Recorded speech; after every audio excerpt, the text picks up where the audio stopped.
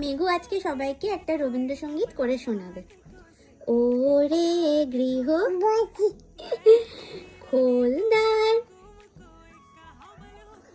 খোলদার, হ্যাঁ লাগলো যে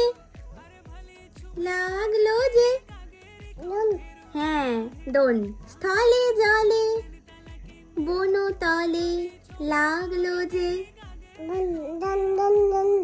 দ্বার দ্বার দ্বার খোল খোল খোল।